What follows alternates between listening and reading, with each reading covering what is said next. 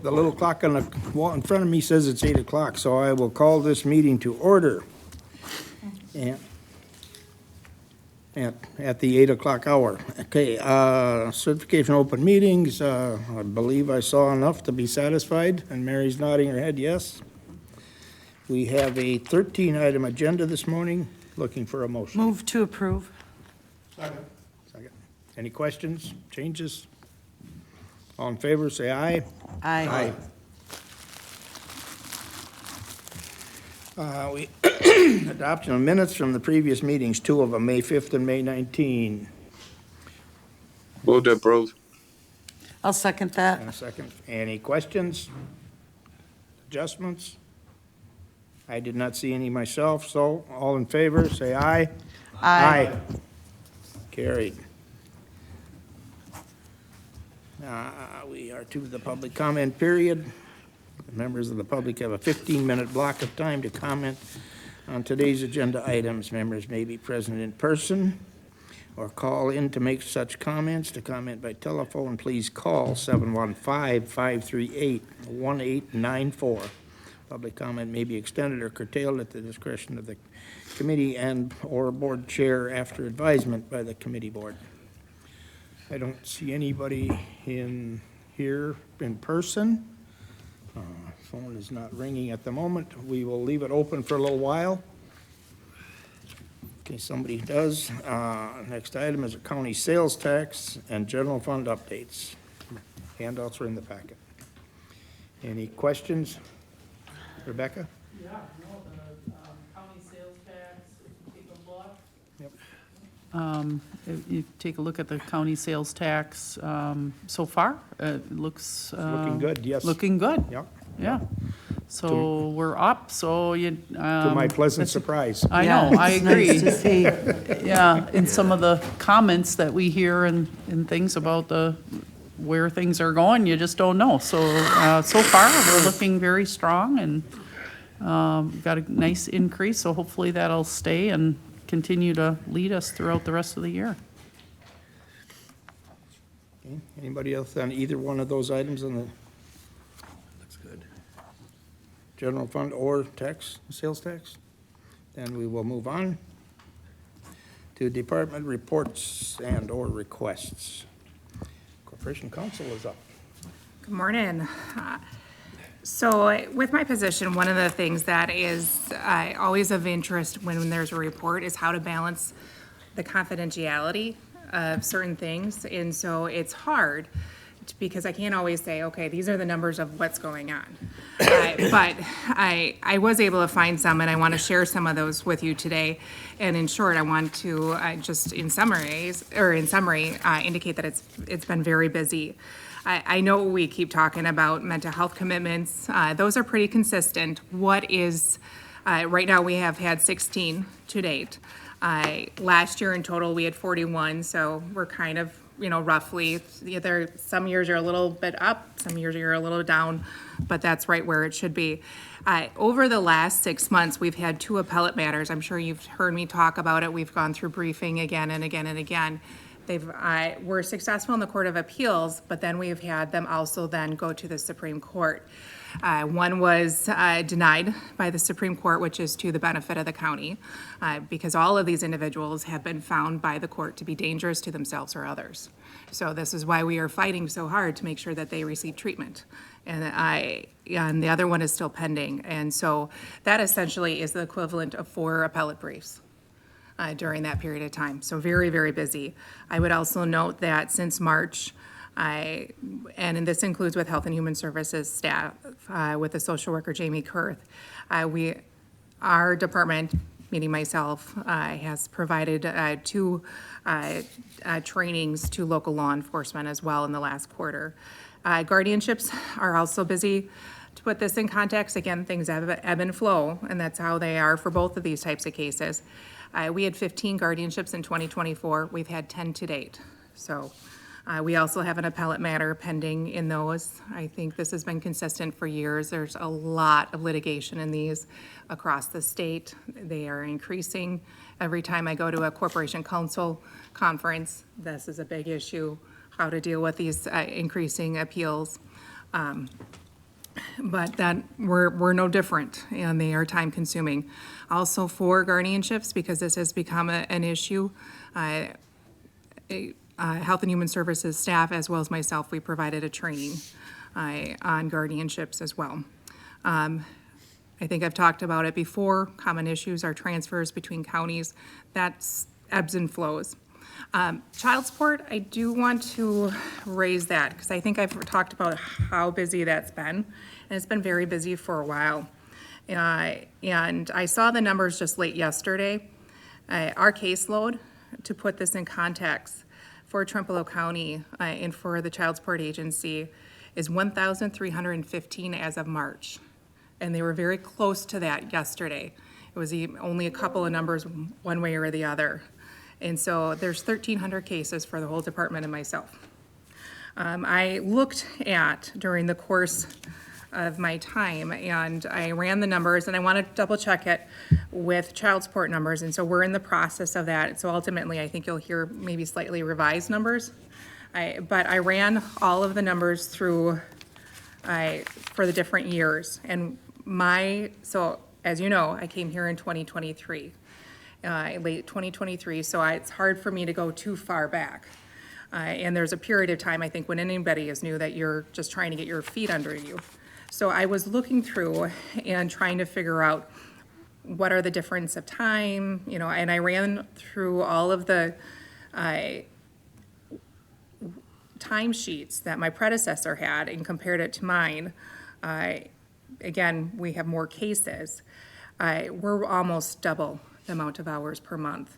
So from January 2017 to December 22, the previous average was 16.4 right now. And this is from January to through May, because I just submitted my time. It was 29.71. October is when we have conferences. And so if you ever see any numbers down the line, those numbers are always higher too. So I don't really expect that to change too much. It could, ebbs and flows, but it's high.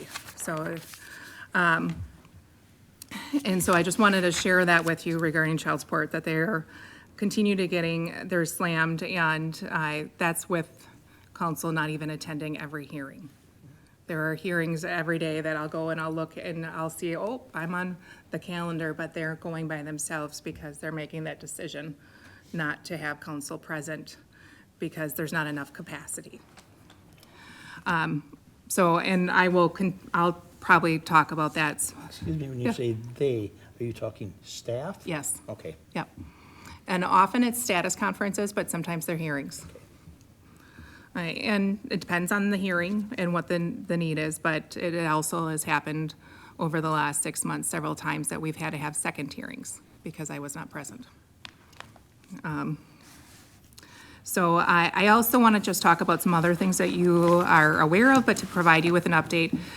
We, as a county, are continuing to work on the Judicial Privacy Act. There is trailer legislation. We are waiting for that legislation to finalize before we finalize our policy. So far, the interim is if a judicial officer submits the form, they submit it to the Register of Deeds, and we'll process it through. And that's the direction we've given to all of the department heads. We're just not going to do a final training until we get to the final piece of legislation, essentially. And we are looking forward to that because it will affect some of the contracting pieces. As you know, we're going to work on ethics and codes of conduct, which is later on this committee. I mentioned that I went to the Spring Corporation Council, which was the 22nd and 23rd of this month. That was very good. It was one of, sometimes you go to conferences and they're, and sometimes you go through and you really hit the jackpot, and that one was good. And that had some ethics issues that I thought were also very helpful. One thing I wanted to talk about beyond what I already have is the county, and this is just to put it on your radar and ask if we want to have a discussion down the line. So this is, I'm seeing a need for some standard contracting provisions, and some counties have standardized contract or contractual provisions, usually for purchase of service, purchase of service contracts would be the primary one. And I'd like to start that so that all terms of our contracts have similar provisions. and to make it consistent. So we don't have this contract that says this contract doesn't say half of what we need it to do, and this maybe doesn't really apply to a governmental entity. And so if there's interest, I'd like to bring that forward in the next month or two so that we can start reviewing that and then considering having a set of standardized contractual provisions and ultimately having a county purchase of service contract that we can generally use. There will be departments that will need to have their own. Health and Human Services is a big one. They have their own purchase of service contract. But generally, when there's something that comes up, here's our purchase of service contract. Here, we're gonna exchange or switch out the expectations and the services, but everything else is the same. So there's more uniformity across. Can you expand a little bit? Sure. Why does Health and Human Services need a specific one different than the rest of the That's a good county? question. They have a lot of specific procedures and laws, and it's both state and federal that we have to incorporate. My sometimes illogical brain says, so why can't they start with the basic contract and then have a place for theirs in addition to? Well, they're actually much further, because they already have a good purchase of service contract, and we're starting the process. We did it last year. I think all contracts should be reviewed on an annual basis, and so they're on that cycle.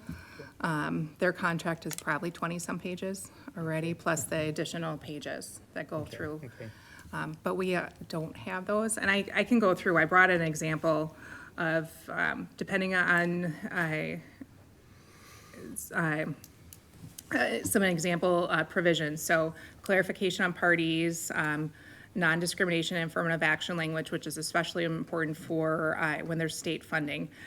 Professional and safety requirements, that requirement that they have all the necessary permits applicable to perform their services, same with quality of services, efficiency, that they have insurance, which is an important issue, as well as indemnification, that they are put on notice regarding public records and their responsibilities under the public records law, assignment, so we don't get into a contract with party A and then they decide to assign their responsibilities to somebody else. Cancellation, force majeure, which is a big issue. I don't know, probably Rick mentioned that during COVID, you know, when that was a big, because it was a plague, essentially, under a contractual provision. And so, or epidemics or pandemics or quarantine restrictions, to have some sort of consideration because we have lived through that now. Choice of laws, choice of venue, those are the kind of provisions, kind of dry, I realize, but I think it would be good to make sure we have those type of provisions in all of our contracts. So I can bring them if there's Any a, comments from the committee? I think it makes perfect sense to have some things more streamlined. I understand it is probably a lot more work for you. However, just for clarification, I'm assuming, or when you get to that, that will also include the healthcare center. it could. I know theirs will be a little different in some ways, just like Human Services is. But I think if we're going to streamline things, we streamline it throughout the whole county government. Absolutely. So- And so, you know, this would be a future agenda item, but this would be something that, okay, all county contracts should have this in those contracts. So there's not a discussion, and for example, I may not have mentioned, choice of laws and venue, to make sure that it's in the United States, that it is in ideally Wisconsin at least, where you have a licensed attorney who is able to practice. Once we go out of Wisconsin, then that becomes another issue and another fee issue too. So if it's good, I think it's worth more discussion and Yeah. at some point, a proposal from you for us to read the whole thing go through it. and go through it. Okay. Bridget mentioned the healthcare center. How much do you get involved with that? I get some. So it wouldn't be an issue to try to do that then? You know, it's probably something that would be fleshed out down the line once we go through that process. And it's part of the procurement process too, which I think will be coming up over the next several months. Yeah, I think that there's enough, to my way of thinking, there's enough potential issues there for it to be thoroughly worked through with healthcare center. Yes, people. because they do have board. policies in place right, now, but yeah. again, for streamlining purposes and verbiage of contracts, I think that it makes perfect sense. So, well, And, to go and back to my obviously, original, we have a basic and then and human then, services and the healthcare center right, have the additional, or however you want to put it. Yeah. And that's Right. the goal, Yep. that we at least have, here's a basic template, Yep. and then Yep.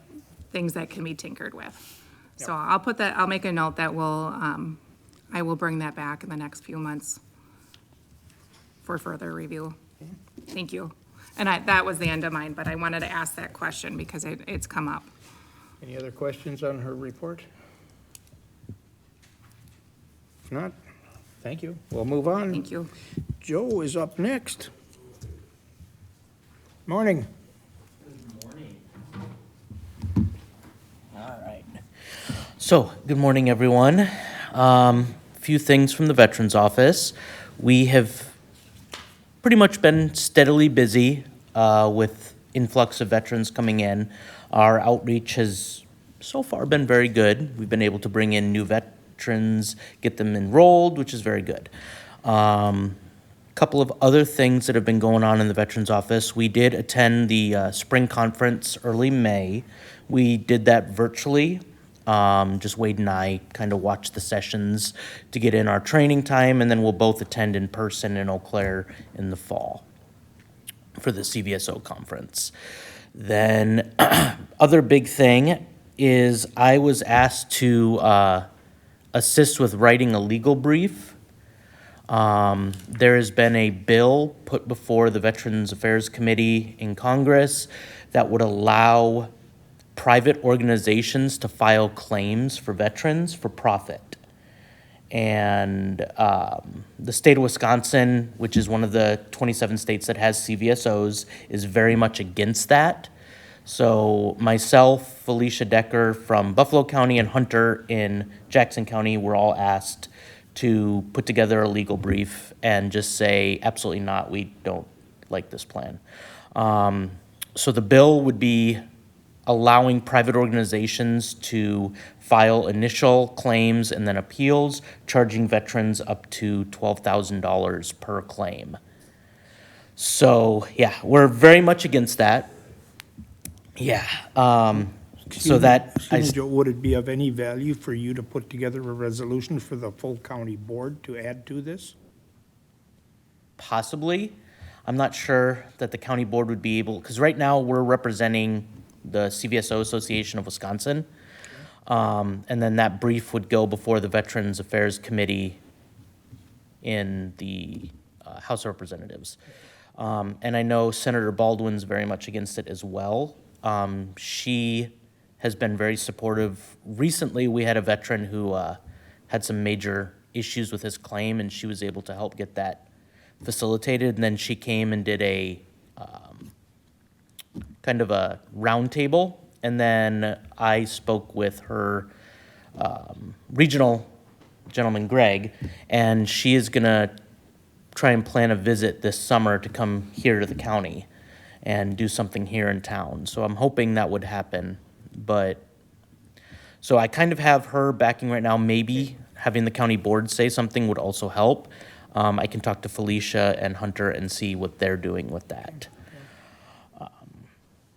Lastly, claim-wise, currently Wade and I are working with about 109 right now active claims in the VA system. It's kind of just our standard amount. We have about 100 going at any given time. We're hoping to get that number a little bit higher. We have a couple of things this summer, outreach events that we're both going to be doing that I'm really excited about. Of course, we have Ashley for the Arts in August, which is our biggest outreach event. And I just put in an order for new stuff for that. So we'll have a really big table set up and we'll be able to give out a lot of things. I'm really excited. And then lastly, the Veteran Service Commission has met 3 times since since I last met with you guys. We've had a lot of requests for financial aid, a lot more than we normally would have the last couple of years. I think we're up to 9 right now that they've been able to assist with, and I have another 3 sitting on my desk that we're gonna meet next week to try and discuss. So I'm a little leery on those because usually we don't have that many requests. Having 9 so far just this year seems really high. Most of them have been relatively small, but a couple have been very big. I have one that's on my desk right now that I talked to the Veteran Service Commission chairman yesterday about. The veteran's home he's one of the veterans who's been affected by the firings and terminations. His home is being foreclosed on. His power has been off for a couple of weeks now, and he's a veteran who had surgery in March and was out of work from March until now. He's still out of work. He had 6 months of recovery time. And in that time, we had put in his claim so that he would be reimbursed for that time he'd be out of work, and VA still hasn't finished that claim, even though he's been out of work now we're going on 3 months. And so he's struggling a lot. Just on Monday, his car was repossessed. So he now no longer has his car. So he came to me yesterday morning at about 6 a.m. He called me and was kind of in a panic because they were foreclosing on his house Friday. So I talked to Brian Liga, and we are going to try and help him. The Legion is going to put up the majority of that money because he needs $5,000 just to stop the foreclosure on Friday. And we don't have that right now in the Veteran Service Commission Fund. So Brian is going to talk to the Legion tonight, and hopefully we're going to be able to cover that and get it to him tomorrow, so we'll be able to pay that. But it's definitely been a struggle with those requests like that have been relatively huge. So yeah. Can I Yes. connect with you at some point? There might be another resource that I just want to try to Okay. connect you with. So Absolutely. let's talk, yeah. All right. Yeah, I guess that was my question, Joe. So do you reach out to, whether it be the ADRC or Western Dairyland, other places like that, to fill the needs that the Veterans Administration can't fill? Yes, I and thought you did, but thank you. with this specific gentleman, we went as far as Senator Baldwin's office. And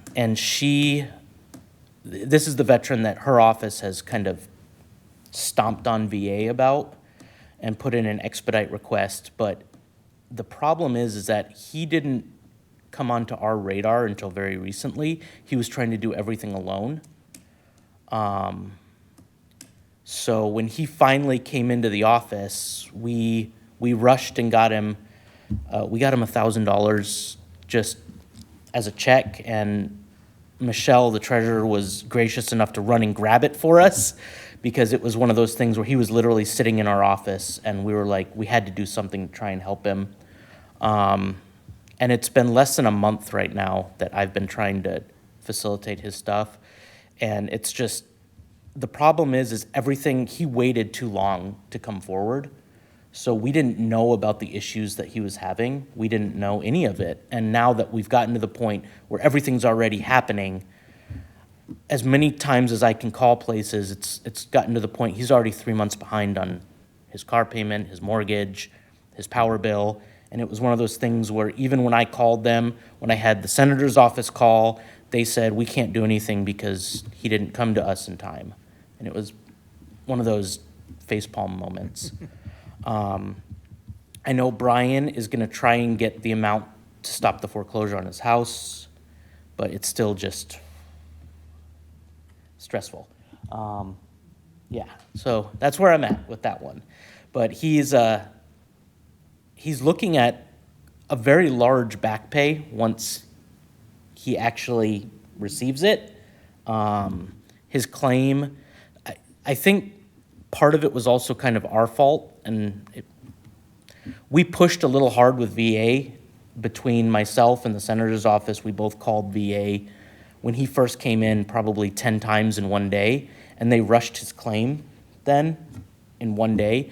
And there were several errors in the VA file then.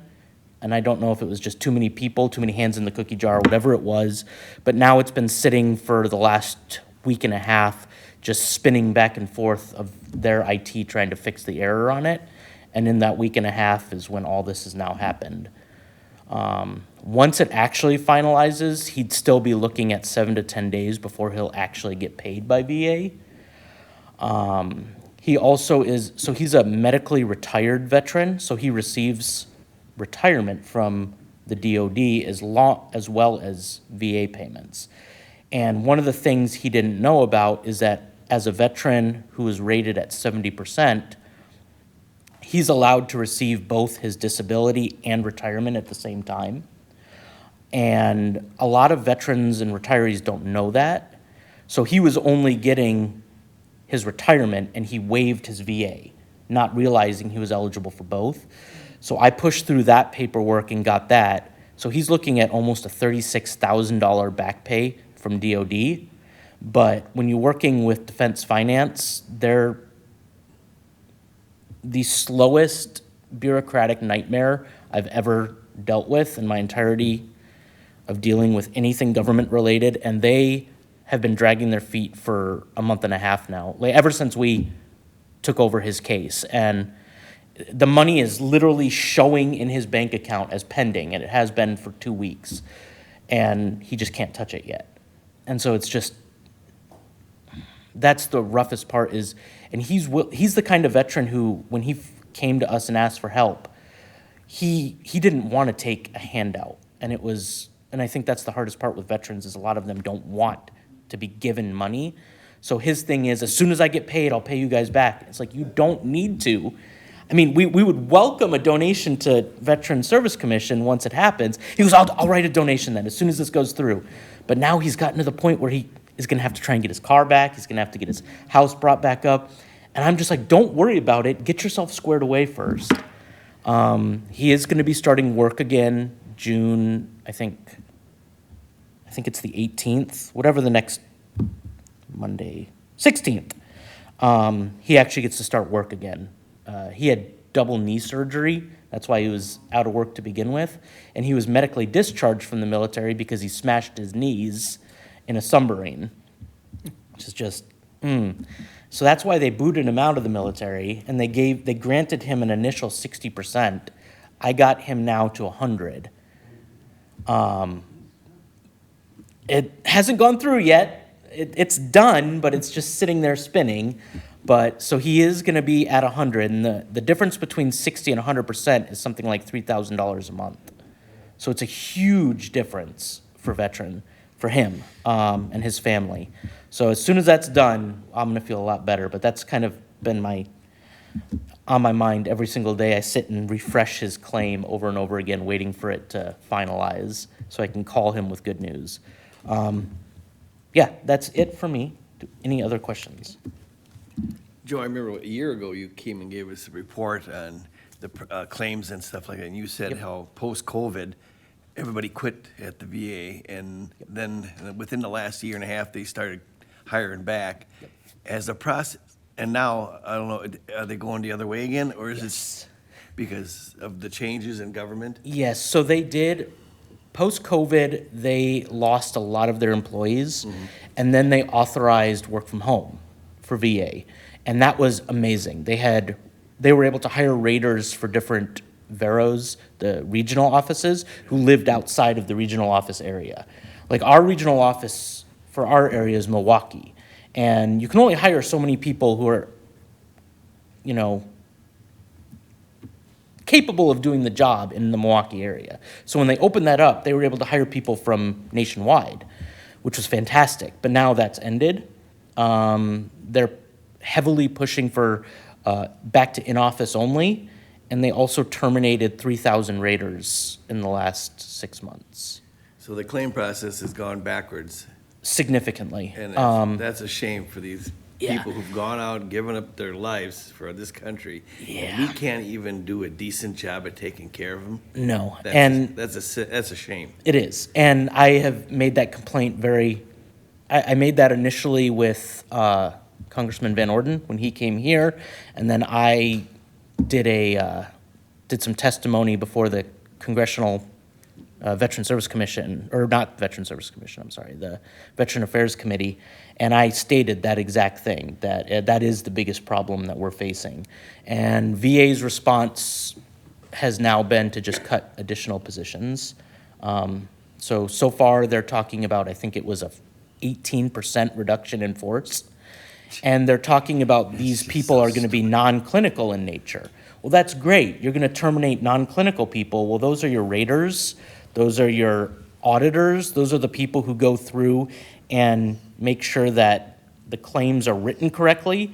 In my mind, this claim that, especially in this single gentleman's case, the errors that came from his claim that have now taken a week and a half for them to go in and fix one word it shouldn't take a week and a half to go into a document and change the date.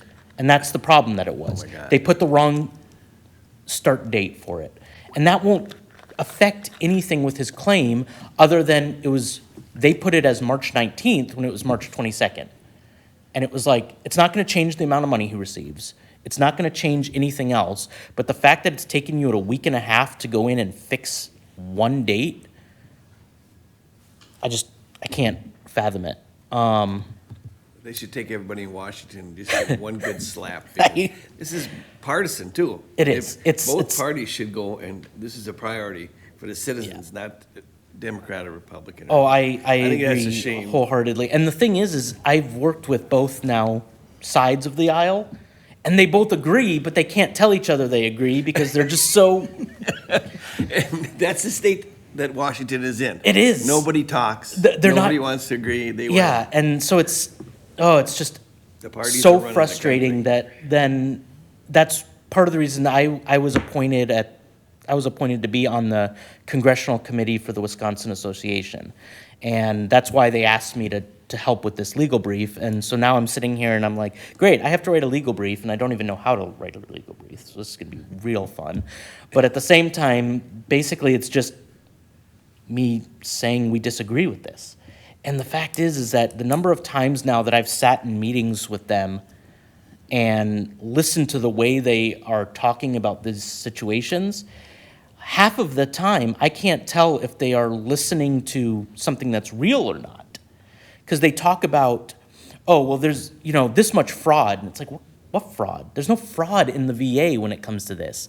The number of people who get denied repeatedly for something that you then say is fraudulent, or even as an example, our own Wade, my benefit specialist, he has a diagnosis in his medical records from a military practitioner while he was in service, and they've denied his claim now twice, saying it didn't begin in service. And it's like, how can you say that when I have literally taken a highlighter, did a giant circle, and resubmitted it, and they still denied it? It's like, this doesn't track in my head. How?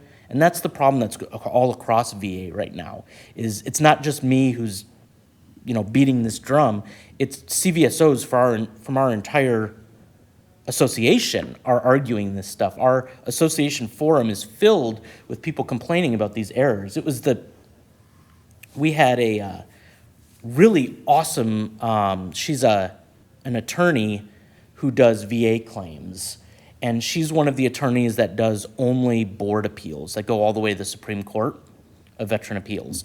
And she came and did a class for us on advanced appeals. But one of the things she talked about, and one of the things she's seeing, is that half of the arguments she's making now when she does end up having to represent a veteran that goes all the way to the Supreme Court is there was an error on the first claim that was never addressed.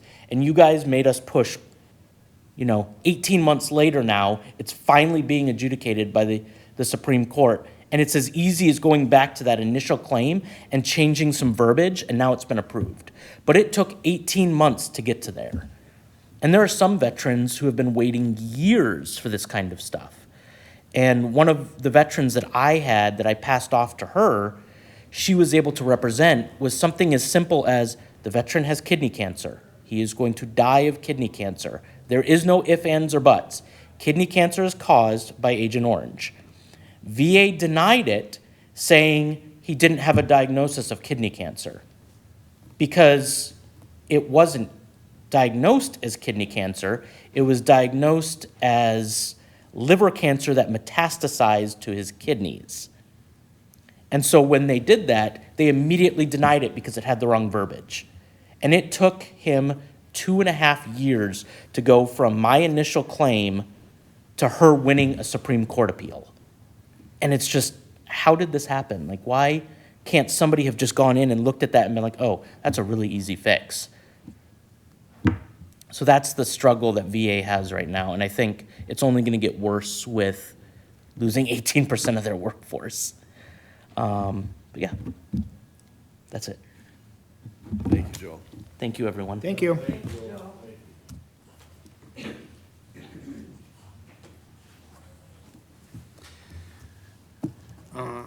That's pretty Okay, sad. Quarterly update from the Register of Deeds.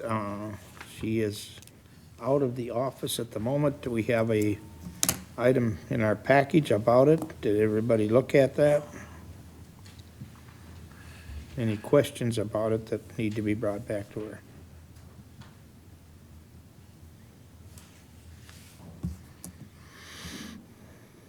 Only thing that caught my eye was right at the very end, apparently, and I don't quite understand how she's written this, but something about the 50 cent per page print result, and somehow it was missed in previous years, resulting in lost revenue. I don't, and then the rest from not charging results from March to April 17th.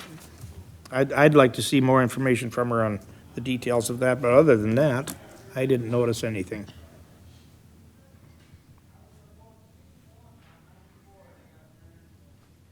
Without any questions, we will accept that report and move on to the 2026 budget timeline and So- reclassification / new position form. Right, so I just, I had a budget timeline put together for last year for 2025. This is 2026, of course. Made some updates to that, but generally, staying with the same type of layout. So you got a copy of that. The department heads have received, according to the timeline, we had to get out in May, the new position reclassification form as well as CIP requests. And so we will be building that out. They're working on that right now. That is due back to me June 13th. In looking at the reclassification new position request form, I had spoken with Supervisor Larson, and on the bottom piece of that, on that document, it's for administrative use only, where we're kind of tracking and keeping track of this for our own records. I think we had a good discussion in talking about maybe that this should share more. The HR review comments are internal for us to think about position changes. Then finance review would be, again, internal individuals that are working within the budget that might want to give me input on where we're standing. Then it's my recommendation. We take it to personnel bargaining committee for consideration. Then it would come here to exec finance, which I'll add to the document as well, and then finally county board approval. So it's just really as our own, so that we can track these requests and such. So that'll just be added to that form. So I just wanted to explain that a little bit more. Is this just in a report form and it'll move on to, that'll be the procedure? Or is this something we approve to move on, or? No. Okay. It's just for your information. There's no- Did everybody else understand the change that she's talking about there? It's for administrative use only, but it makes exec finance as the last one to talk about it rather than personnel bargaining. Yeah, and I think it's one of those things that is a good tool. And as we see it, it streamlines everything and puts it right there.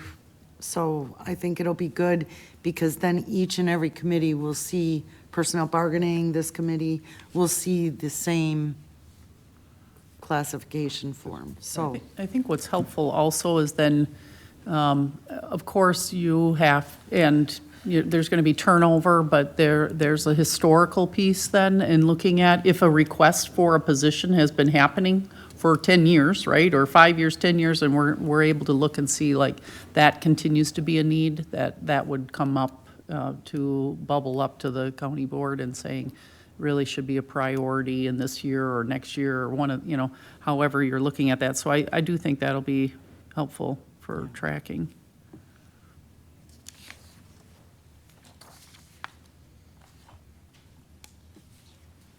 Yeah, like I said, I don't know, is everybody following through what we're talking about on this? The way it was presented, the finance just had comments. We weren't based on that. Any questions on the budget timeline? For lack of a better term, because, in the end, we have to find the money if it's gonna proceed. And to me, that should be the last item. You figure it all out, and then you say, this is how much money you guys gotta find to make this work, and we either find it or deny it. That's, for a new position, that's what I looked at. That's why I talked to Rebecca about having us being the final before county board. Okay? Did you have anything else, Brad? No, as I'm just thinking about this, let's just talk, if you don't mind discussing this a little bit more in the process, and how I see taking this forward is I'm building out a budget and bringing my recommendation and approval from the Personnel Bargaining Committee and saying, yes, that's an important position. Then I'm building out the budget and bringing it forward as a part of the overall budget. And so then it's, I bring that discussion like we did last year through finance, right? And saying, last year we didn't add any positions. But had we had added positions, that would have been part just of the conversation and saying, this is a part of the overall budget, and I'm fitting that into the budget overall this way. This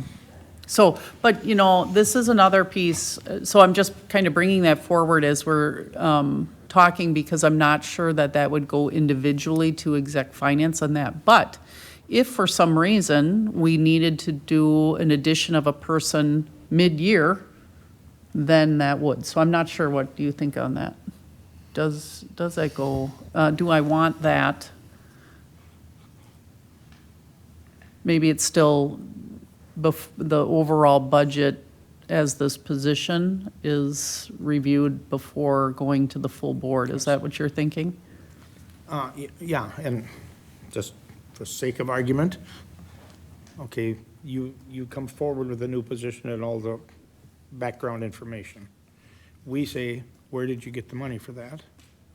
Then I think it would be within our purview to say, gosh, we don't like where you took that money from that. We'd rather see that rather than the new position.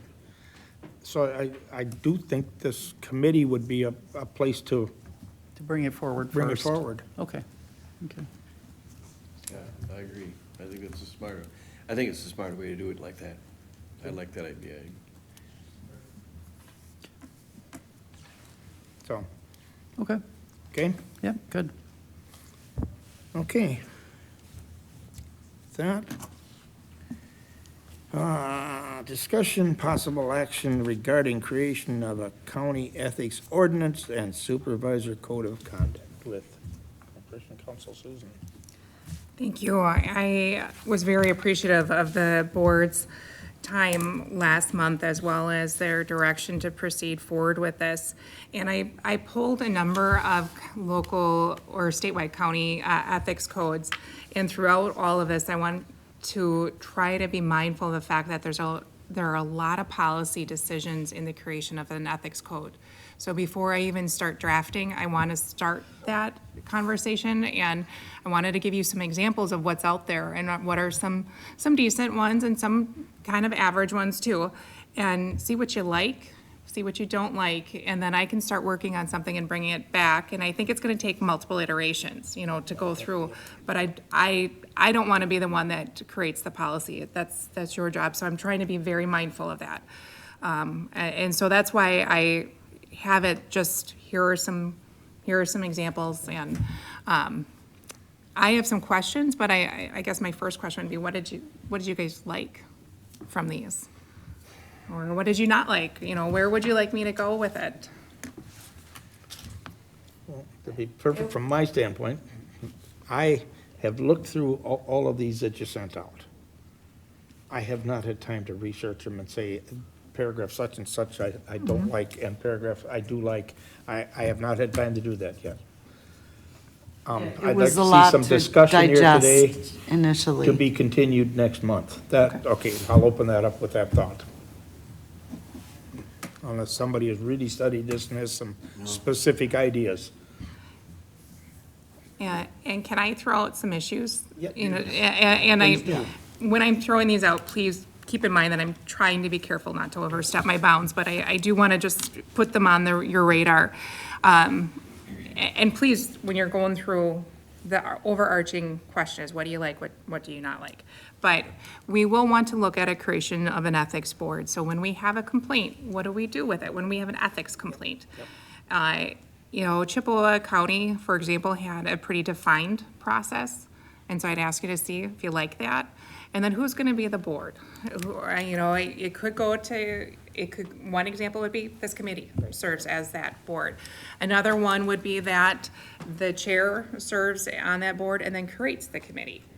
So where do you want to go with it? So that would be one issue. I think Attorney Phillips raised this as an issue. I have some feelings about this myself. What is a de minimis, or what is a, you know, there's going to have to be some threshold there that, okay, you go to a conference and you get a pen. Is that a conflict of interest? Probably not. You know, you go and you're going to get some, maybe a Snickers bar or something like that, you know, a little snack size one. That's not a problem, but at some point it is. And what is that threshold? And I will say from past experience, I've seen some gaminess with this, where, you know, somebody had, you know, there was an amount that was, say, $20. Well, you know, let's give a gift card in the amount of $20, just right at that threshold. So keep that in mind too, that people, there are good people, there are bad people. We want to promote, you know, certain behavior here. And it's hard to prevent everything, but sometimes people will game the system too. I also wanted to, you know, ask questions about, you know, what do you want to include within an ethics ordinance? I think Attorney Phillips did a really nice job talking about their things of value. And that goes back to that, you know, what is a de minimis, what is too much? But I also think there are other things of value that could be included. And I would encourage you to think about this very strongly. For example, information that would provide an unfair advantage. And I can see that, for example, in some sort of relationship where you have, as a supervisor in a closed session, maybe you're hearing about contractual language, contractual situations, and you have such a tie to a party in the community that would either vote on that or want to apply for that contract, I should say. There is benefit to just having information. Likewise, privileged and confidential information, what happens if that's disclosed? You know, and it's, you know, where do you want to go with that? I think there are inadvertent disclosures and then there are purposely wrong disclosures. One thing would also be the misuse of public property. I think that's come up years ago before the committee, and we kind of have a little bit out there in our ordinance. I think it was maybe a reactive reflection, but certainly we all have essentially public property right in front of us because we all have some sort of computer screens. You know, is it an issue if somebody checks their personal email over lunch? Probably not, you know, but there's too much, too. And so these are the kind of questions that we need to form and put into our ordinance and our code. And, you know, we understand people are people, but we also are trying to promote certain behavior. So those are things I would ask you to look at. So Dane County, I did make a note, has a statement of interest, of conflict of interest. That's something that we haven't done, but I would encourage the county to adopt along the line. Every year, by we, I mean officials and staff, identify what we may have as conflicts of interest in a disclosure. And we say that, so we all know what it is, and it goes to a selected office. It could go to HR, it could go to Corp Counsel, and here we know, and then we can make sure that we're identifying things too, and appropriately responding. We're not gonna get everything, but it's to create a more transparent environment as we move forward. So, and Dane County has a nice process, and that's something that a lot of counties do have. And that in and of itself will probably take some more fleshing out. But those are the things I would ask you to look forward. And then, you know, next month, if you could tell me what you like, and then I will work on creating an ordinance from there, a draft. And, I'm sorry, before I'm done. The model code, I had pulled the model code from what Attorney Phillips had presented.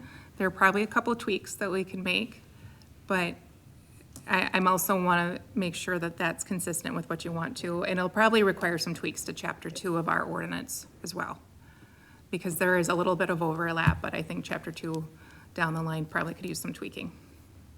So, any questions at all? It's a lot. This is a big task. So I'm very appreciative of. Yes, and I'll say it's a large task, and we're beginning the process. I do see, though, that just because we're beginning the process, I think it's going to be always ongoing. Yes. So this ethics committee, or whatever it is, should constantly be looking at that, or periodically be looking at it and tweaking it, or maybe we add to it, or somehow we change it, and then, so that because I don't think the first time out it's gonna be perfect. And I think we're gonna find some little holes that we wanna fill, and maybe some things that don't apply. Absolutely. I was thinking about that on the way in, and I think sometimes people, when it's such a big task, it's so easy to get lost and going, how do we do this? And then we let perfection be the enemy of the good. And we're not going to get everything perfect this time. Some of it's gonna come out by facts that occur later on. Some of it's gonna go through, you look through it and go, well, this could be broader, or whatever might happen. It's gonna be continuously evolving. I don't know if you guys have ever heard me say this, but we don't drive around on the same wheel that was ever created. The first wheel was not perfect. It's been changed again and again and again. That's what this is going to be. And that's really what all of our policies and procedures and contracts and documents, and you hit a good spot. Do you perceive then that each post-election, all the supervisors will reread and sign the document of the ethics? That's a very good idea. And I think down the line, as you're going through this process, I would keep that on the radar to see where you want to put this in organizationally. In another year, we'll have an organizational meeting. What do you want to do then with the new board? Obviously there'll be some carryover, or most likely there will be, but what do you want to do with that too?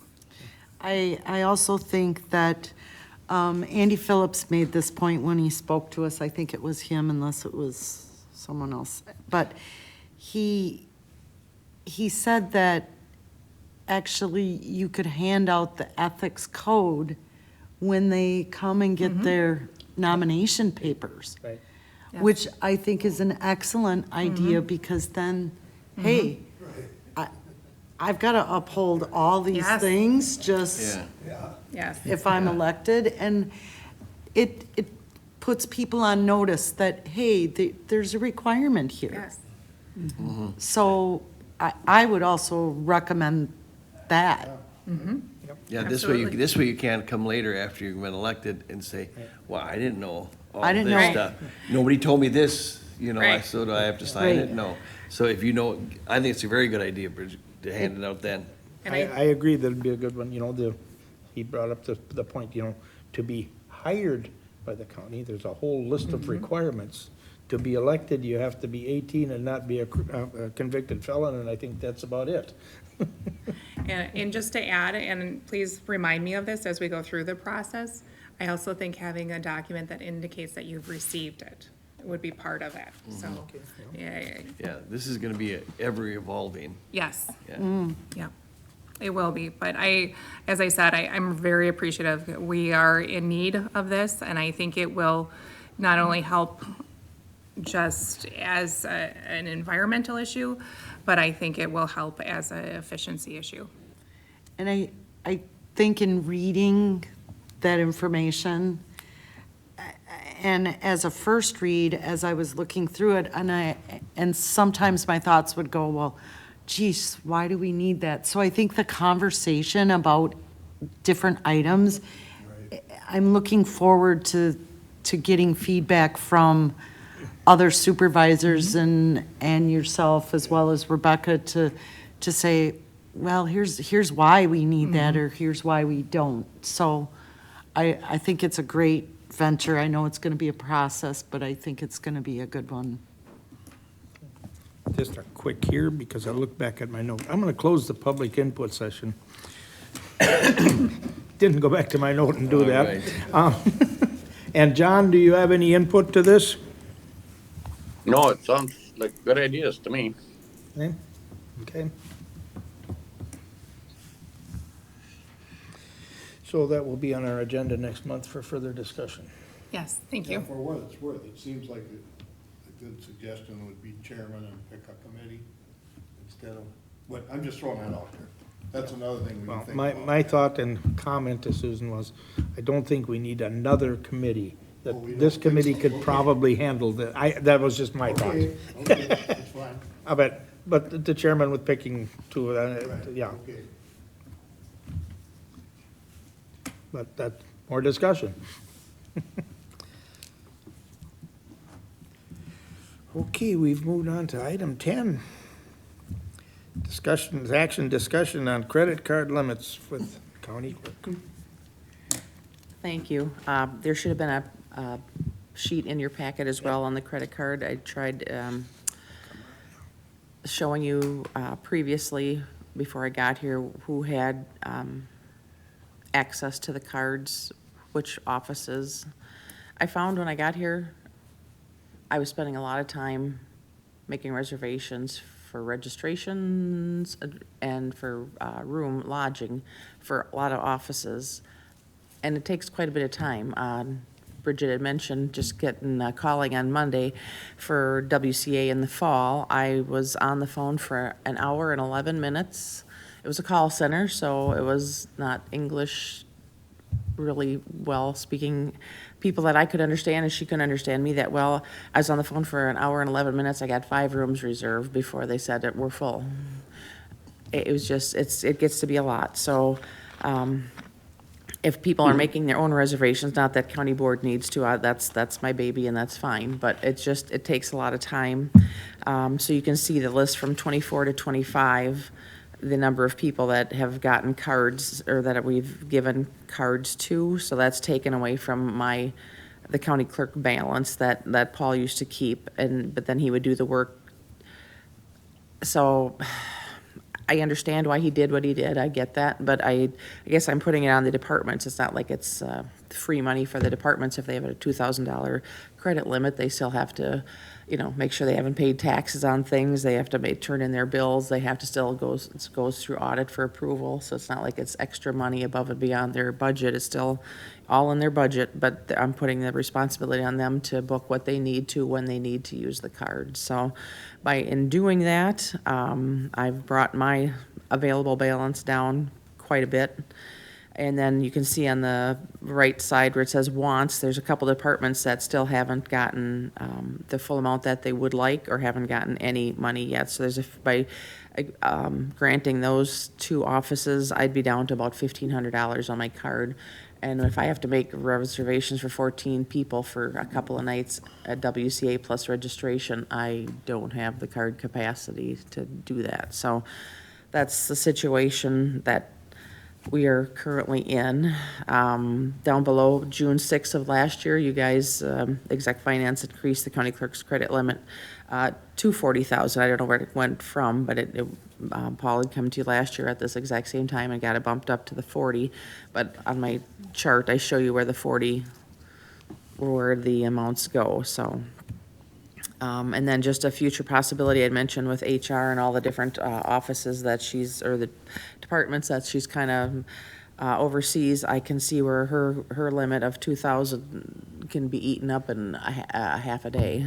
So I would anticipate that one needing a bigger limit in the future as well. If she doesn't ask, that's okay, but I'm just seeing that as I would like to ask. I know we've said it was already a run into a future problem there with ask. that. So Yeah, do you exactly. have a specific request of us? So we don't have to do this again soon? We seem to do it every couple of years. And, she wants it jacked up because Christmas is coming. Yeah. So, that's, I guess, what do you see? The sheriff's card, they've got 20,000 and each one of their people have, a limit because they're out purchasing, gas when they're on patrol, or if they have to go further north or south or somewhere to pick up someone, if they need lodging, they have a card that has stuff on it. The highway department has a 20,000 limit on their card, but, ordering a piece or two of one thing to get something moving could easily eat that up in a heartbeat. So, but, I don't know if, It could with highway, but I think highway's credit card is more used on a smaller scale, like, here's a couple $100 part. We can't source locally, and then they have to use their credit card to bring it from the other side of the country. But as far as bigger purchases, I think are handled not on the credit card, from what I see in the audit. yeah. So I guess I'll leave it up to you. I guess a $10,000 bump, I guess, would be very nice. I don't know what Rebecca might be asking for herself. Like I said, the 2 departments off to the right-hand side, DHS and Register of Deeds, they were looking at getting more or getting some, because the Register of Deeds doesn't have a card yet, and she goes to conferences, she's, and registrations, which it just makes sense. And I think there's still a couple offices that don't even have a card that they might appreciate having something available to them to use to book their things and do such things. I mean, like I said, we still have a credit card policy that we have to abide by. It's not like it's a free-for-all by any means, so. Go ahead, Bridget. And I think it's great for those specific conferences and educational experiences that the departments book their own travel. It really is a time saver, huge time saver. However, I will say, in addition, is that there are times where certain departments or department heads need to attend things like, most of the stuff is within the state. But there are times where every couple years or every year that they need to attend some sort of national conference, which requires flight. And once you start talking flights, hotels, and the conference fee, sure, they can book it all, but $2,000 isn't gonna cover it. In those cases, though, rather than increasing their limits for the department, when it's time that they need to attend a national conference, that they have the ability then to go to you and say, here is what I would like booked, and then you will have that capability. Oh, absolutely, yeah, if there's So a there's, room on the there card. still will be a little bit of give there Oh, for absolutely, yeah. departments, but it's, Yep, you know. yep, exactly. This is more or less their registrations, $125 to go to the whatever conference, and this register for this meeting type of a thing, and it's something they handle on their own. They've got their own copies, they've got, it just, yeah, it makes sense for those offices to have their own. I do see that they're a little low. I think that it would not be a problem to bump them up, because if we don't, we're gonna be here again, because someone needed to book 3 rooms and $1,000 did not cover it, and it won't. And I agree. these things are, you know, when you check the bills and everything, everybody goes through all these to make sure that nobody is embezzling anything. Yes, Or and it's- misuses of the card. You know, I think we keep a pretty good track on that between you're looking at it, then Yep. the audit looks Yep, at the it, audit, and then the yep. auditors look at it. So I think we try, we've got a somewhat good system, not perfect, nothing's perfect, but And their to keep track of educational where and this money is going. conference is all Yeah, in the budget. yeah. This is just a means of booking things. So, What do you suggest? so are you looking What are you at going? suggesting? I appreciate at least 10, but like you said, if we have something where all of a sudden there's a bunch of people going, and then someone's got a $3,000 Amazon order that they need to do, or from another company, I can see where 20,000 might be a good thing, but I'll leave that to you guys. Question 2, by adding to these cards and to what you're suggesting here, does that add to, subtract from, or not make any difference at all as far as the amount of time rectifying these against budget? I'm not quite sure, because Stacy does handle the credit card, so yeah, if I have 1,500 on my card and I need to book the rooms and it's gonna be 17, as long as Jeremy hasn't spent all of his money, then I would assume that would be allowable, but I hate to play the game of, I wonder what they've been charging, so what can I charge? I mean, that's a. So we're saying potentially reducing time in getting things done by issuing these cards? Is that I'm a fair sorry, what was that? statement? By issuing these cards and adjusting the amounts, we're saving workload is what I'm asking.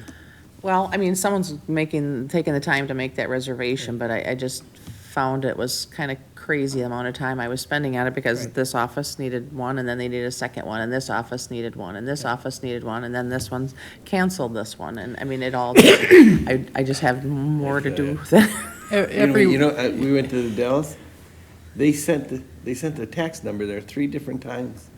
And when we got there, they didn't have it. They had called previous, and they gave it to them. And when we got there, I was with Neil, and Neil had it, thank God. But And like I'm you not, say, you're and dealing with these people, they're just. I'm not sure they got it all fixed yet. I think it is best, though, that, like Yeah. Mary's saying, is that we have, or each department has their budget set up, and it's better just to have individuals taking care of their own responsibility for setting this up than if they have to cancel things and reschedule. It's on them. So I do In the agree. end, each one of these are charged back to their budget anyway. Right, exactly. Yeah. So, any thoughts from the committee on what kind of an increased number we should be talking about? I would like to make a motion to increase it to 15,000 and have Mary decide who gets what. Oh, as far as the individual amounts? Yeah, because HR wanted, or HS wants some more. I think HR wants some, and Mary definitely needs more. Paul used to control the whole So- work, kind of figured. He thought he was like the financial officer, but So would you repeat that number again, John? You I want would like to 15,000 because she would like 10 and Yep. 20. Split the difference, go to 15,000 more, Okay. and then she decides I'll second how that. much. Okay, Yeah. okay. Okay. To increase the credit card limit by 15,000 and leave it to Mary Yeah. how to divide it up, or issue 2. Right. Okay? Have a motion, I have a second. Any more discussion? If not, all in favor of this, we have to move this on to full county board, correct? Correct. Yes, moving it on to Yeah. full county board. Say aye. Aye. Aye. Opposed? Mr. Chair, Yes. I don't know if this is the appropriate place to bring it up. It's not on here. I thought it was going to be on here. Remember, John, we talked about putting this on the agenda about when last time we did audit, and you guys can tell me, this is just a statement. Last time we did audit, we had a couple charges that weren't, remember the $500? And we had, one of the groups charged $500 for Subway. And we had discussed it, and we said, that's kind of high, you know? But we thought that we have in our rules that if you're gonna charge or go ahead, get something like that, you have to get a pre-approval from the committee that rules over your department. And it would explain it. This way we wouldn't have to go ask around, Mary, where'd this come, Stacy, what's going on? How do they get? And it just seems, it was so out of order. So I don't know if this is the place to bring it up. You guys can straighten me out on this, Susan, you probably, or Becky. Where we should just put a reminder out there to all departments. I don't know if it come from us or should it come from personnel of please get prior approval before any expenditures over this much so that people can't, it just looks bad if somebody sees that, you know, without any kind of approval, or where is it going, for who? Do you mean expenditures over their budget? Or, because Well, I it was- look and it I go, was- if it's okay, it was- within their budget, why would Because they go and I'm get just extra asking. approval? Because if it looks odd that this person charged $500 on a county credit card at a Subway. Now, was this for a family gathering? It didn't have no explanation, it just was the bill. And John had thought, and we were discussing this, I don't know, I mean, it doesn't matter to me, but this is just that they used to have to get prior approval of any expenditures like over $100, so that you knew where it was going.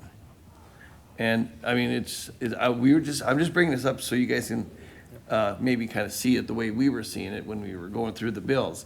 That just struck us as odd, and we finally did, I don't know if we ever did And get it an was explanation. it was a youth event, I Yes, think. and- right. But I think they're, again, just attaching the committee minutes saying that was. Explanation. Right, Yeah, that was- And get explanation. estimates, you know, That you would be know, helpful. who knows who's, and it wouldn't happen, but it could happen, like we Or- were talking about.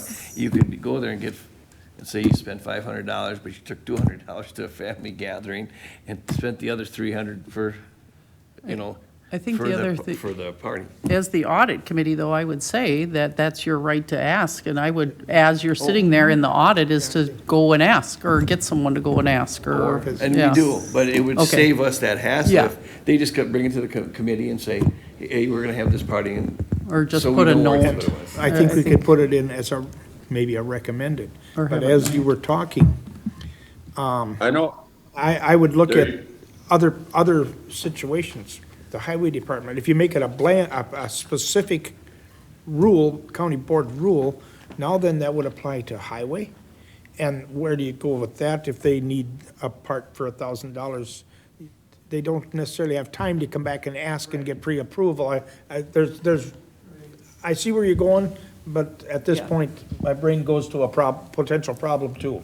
Okay. So I think it's a good thing to raise, and I am hoping over the next several months, we will go back to and specifically spend some time on our agendas and, you know, in our meetings and so forth, and look at all of our procurement policies.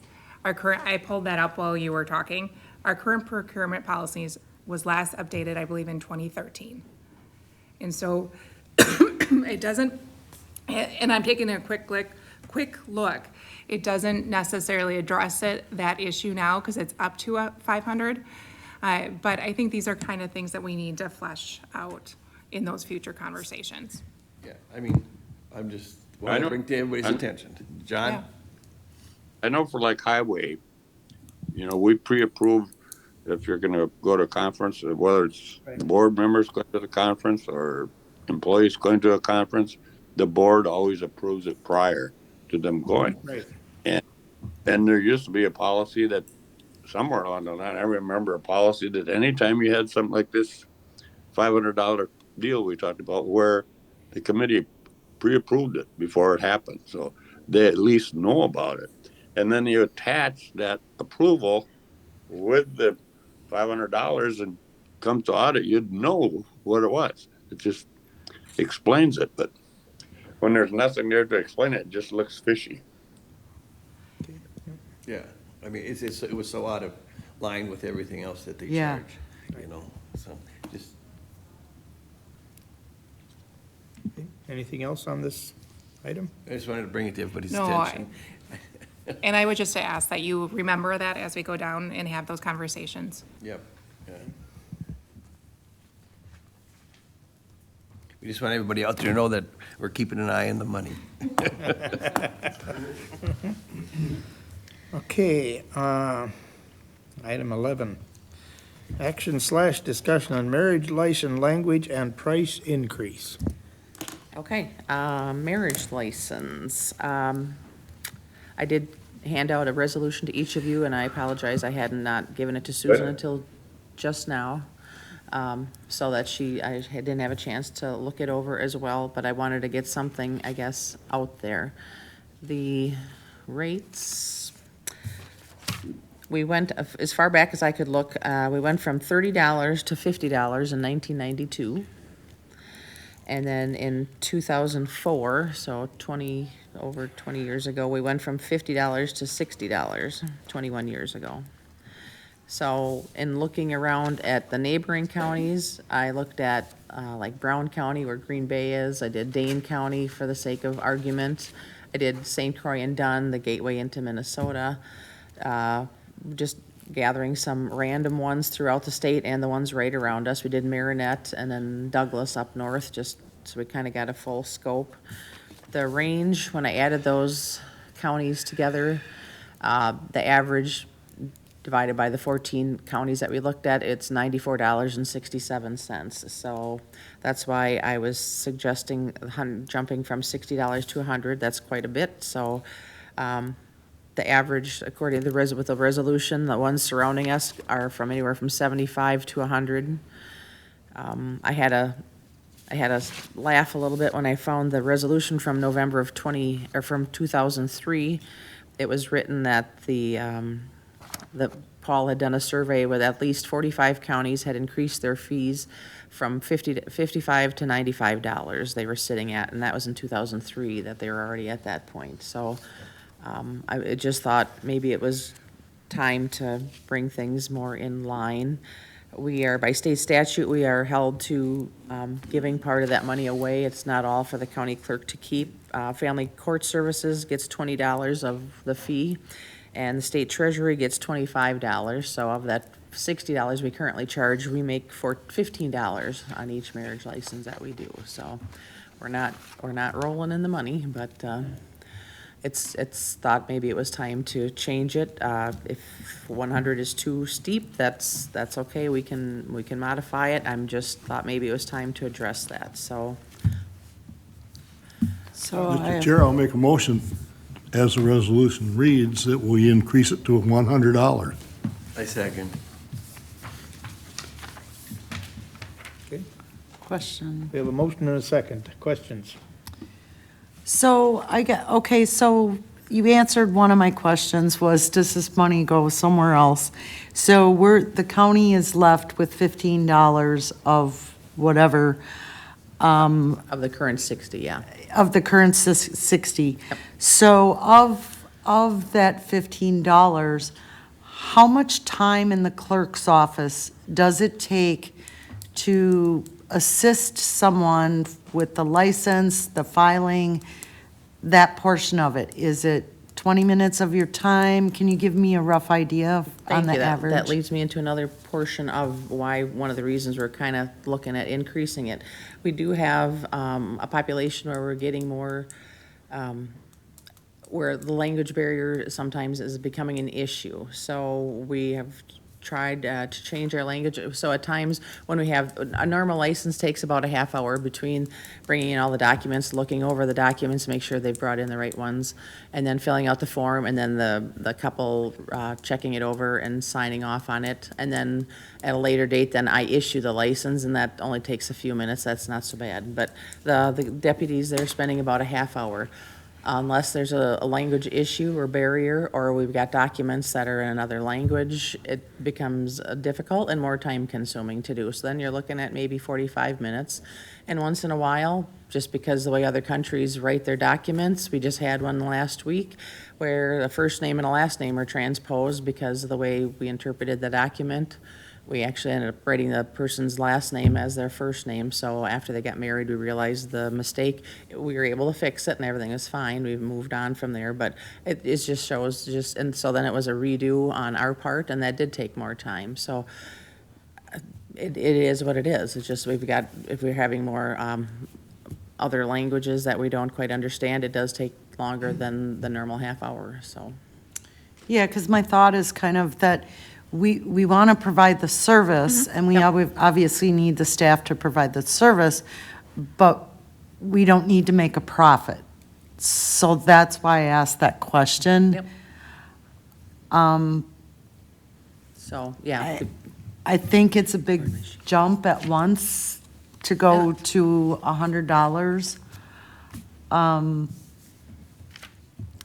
I'm assuming if you went to that $100, that then those two other entities would receive more. Are they getting a portion of that? No, or- the state statute, I just ran it from the 23-24 Wisconsin statutes. It says that $25 goes to the state treasury and $20 goes to family court services. So that's currently where we're at right now, is the 45. Whatever we collect, $45 has to leave the office. So then, doesn't say so then that percentages. office would receive $55 of that 100, still? Yes, correct. Correct. Yep, if you go to Which that. So. I think accounts for your time, but, and I know that's hard to judge, because you have some cases that take longer, Right. some less. I think it's a big jump for people all at once. I would be more comfortable at least taking a step towards that initially, and then, so I would like to amend the motion and say that we go to 85 to cover those expenses without making a profit, and Okay. We have a motion to ease the amend burden on those coming to our. An $85 number. Do I have a second?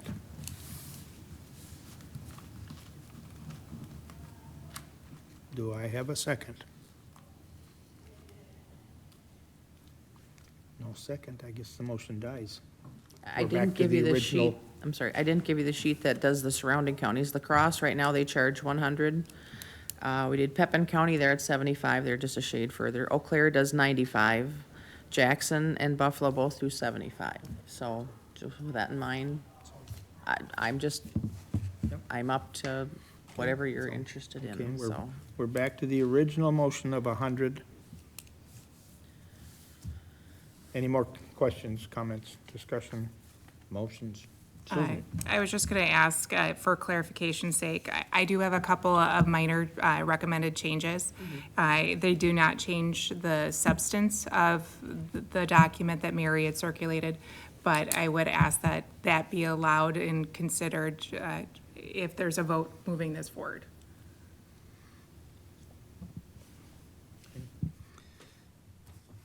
As this is drafted, I don't see anything changing any wording. All I see is the monetary issue in this resolution, correct? Minor, not to the substance, I would just, they're pretty much minor editing, changing the citation, maybe adding one more whereas, to reflect other counties. There's a final one that's missing, but it wouldn't change or be any different than what you guys have already said today. But we'd wait to sign the new. You could do that, you could vote on it, but I just want to ask that my recommendation still be provided to Mary One thing I would recommend is that there's just a clarification on fiscal impact. I think that's gonna be to be determined, but will result in increased revenue, for example. Okay, yeah. So, So is that something we should do as we are doing this? that's what I'm asking, that that the So- vote considers corp council's Okay, so- recommended changes. So then we're looking for, I'd be looking for a motion to add the physical, something in the physical impact.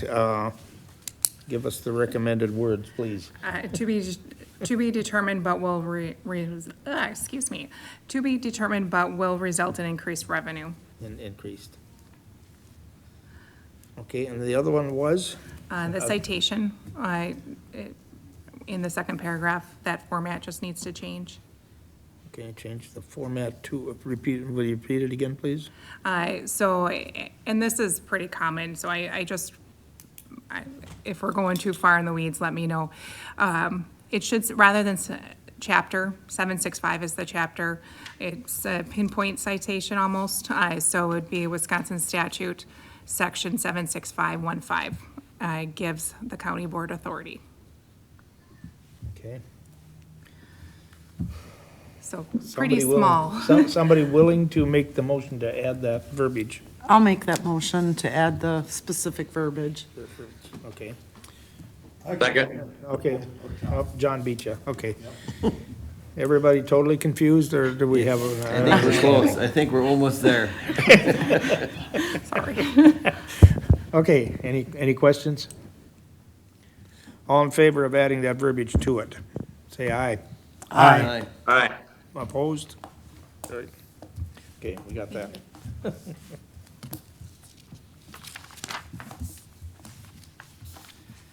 Okay, done. Okay, item 12, budget overruns. I believe you have in your packet the individual offices that had the overruns. I had gone over this, Paul Severson was kind enough to come in and go over that with me. I just handed out now recently about the six, double-sided, 3-page, 4-page packet, just kind of showing you, Dave, you had asked, the overruns were one thing, but he said, what are the ones that are giving back? And you can see from that sheet, then the ones that don't have a negative behind them would be the offices that are actually giving back to the budget. On that sheet you have, there's like a negative $691 in jail repairs, but Paul put an okay by that because there's other accounts in that department that offset that $691. They're over in other things, so the overall department wasn't over then. He justified it that way.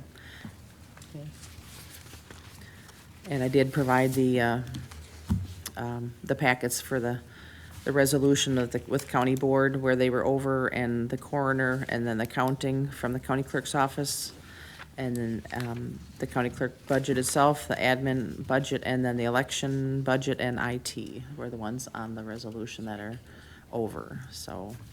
Can I address a few of these, just so you have a little bit of information?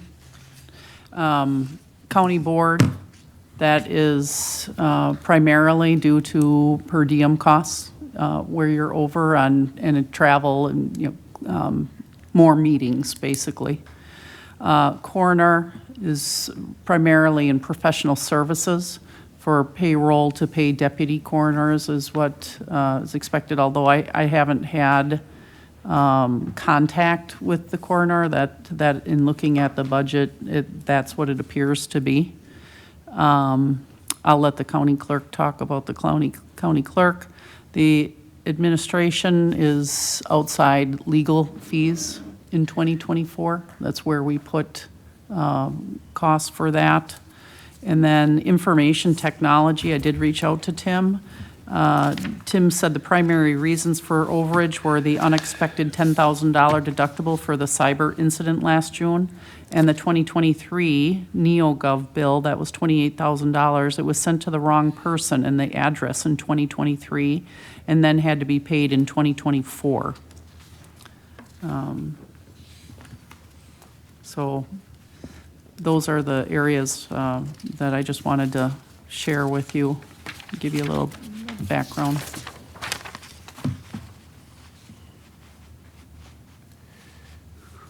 For the county clerk budget, there was like $1,000 for overtime that Paul hadn't anticipated.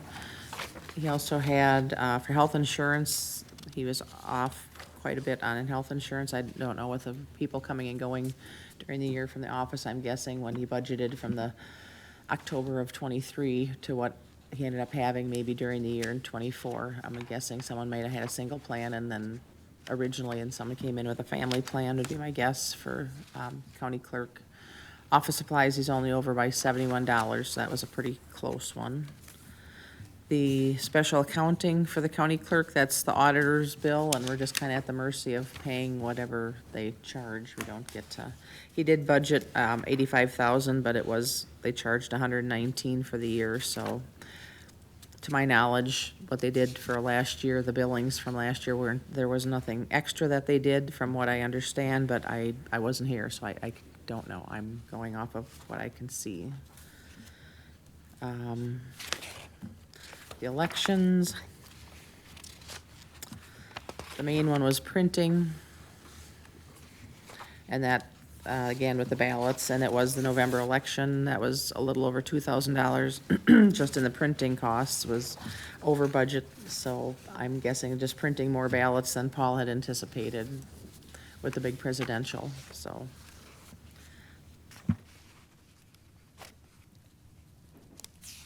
I make a motion we approve the overruns. Snowmobile trail. I'll second that. How did the snowmobile trails get so high? A motion and a second. Any more discussion or questions? I just have one comment for Mary. Hang on just a second, Tom. I'm sorry, what's that? My comment would be, I know that obviously auditing firms and things like that, they're charging more because it's costing them more for their staff and on and on. But I also would say that I think always going with the same auditors may not be our best bet. I know that the Village of Trempealeau in the last year has saved thousands of dollars by looking at some other bids for auditors. And obviously, that will tell us that in that new budget that we need to have a larger number put in there, obviously, because it's going to cost us more. But I also think reaching out to some other auditors and getting a bid from them would greatly help that number. Okay, thank I you. think that's true, and I also believe somewhere along the line, I saw a recommendation that every 5 to 7 years, you should change auditors. Change anyway. auditors anyway. Yeah. Mhm. You're right. And I think we have had those discussions internally, and I think that will be a great goal for next year with the software piece that we're working on right now. It's just too much to take on another change right now, but that is absolutely on our radar. Yeah, and a lot of times for auditors, it's not having all your ducks in a row to make their job efficient. So if they're waiting and they're having, and we've got staff that are looking and searching for paperwork that wasn't provided to them, that also helps. So I would also say being prepared, well prepared for the audit is another, and you're right, Rebecca, that software will help dramatically with those I costs. agree. Yep. The auditors that we've worked with for quite a while, they've always sent out a list ahead of time to prepare us so that we know what to get ready ahead of time, which is a good thing. And I would assume Which is a most great, yeah. businesses do that, but yeah. Okay, any more questions? We have a motion to approve the overruns. All in favor, say aye. Aye. Opposed? Carried. Huh, that brings us to the end, I believe. Before you adjourn, I gotta back up 1 second, I'm sorry, I was trying to go through all this. How come administration is so high again? That's where, Most- go ahead, John. Mostly legal. It's what? I thought she said it was just from, it was the board's overrun? Attorney fees. Attorney fees, okay, Attorney fees in the administration, yes. yeah. Yep. Anything else? If not, I will adjourn this meeting at 9:34.